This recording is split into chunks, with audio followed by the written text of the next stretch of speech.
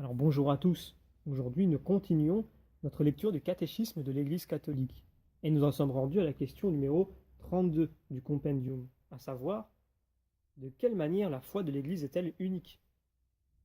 Alors, bien que formée de personnes différentes par la langue, la culture et les coutumes, l'Église professe d'une voix unanime l'unique foi, reçue d'un seul Seigneur et transmise par l'unique tradition apostolique. Elle professe un seul Dieu, Père, Fils et Saint-Esprit, et elle enseigne une seule voie de salut. Aussi croyons-nous d'un seul cœur et d'une seule âme ce qui est contenu dans la parole de Dieu, transmise ou écrite, et ce que l'Église présente comme divinement révélé.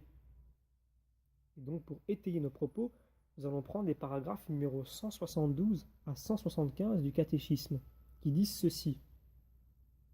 Depuis des siècles, à travers tant de langues, cultures, peuples et nations, l'Église ne cesse de confesser sa foi unique, reçue d'un seul Seigneur, transmise par un seul baptême, enracinée dans la conviction que tous les hommes n'ont qu'un seul Dieu et Père.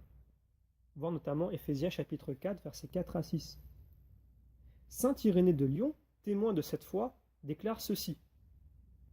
En effet, l'Église, bien que dispersée dans le monde entier jusqu'aux extrémités de la terre, ayant reçu des apôtres et de leurs disciples la foi, garde cette prédication et cette foi avec soin, comme n'habitant qu'une seule maison.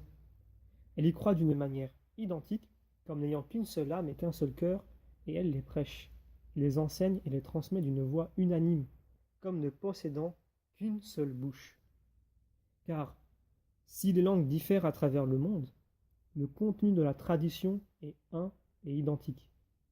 Et ni les églises établies en Germanie, dans d'autres foi ou d'autres traditions, ni celles qui sont chez les Ibères, ni celles qui sont chez les Celtes, ni celles de l'Orient, de l'Égypte, de la Libye, ni celles qui sont établies au centre du monde.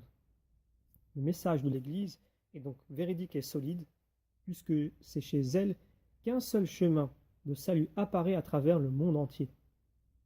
Cette foi que nous avons reçue de l'Église, nous la gardons avec soin, car sans cesse, sous l'action de l'Esprit de Dieu, tel un dépôt de grands prix renfermé dans un vase excellent, elle rajeunit et fait rajeunir le vase même qui la contient.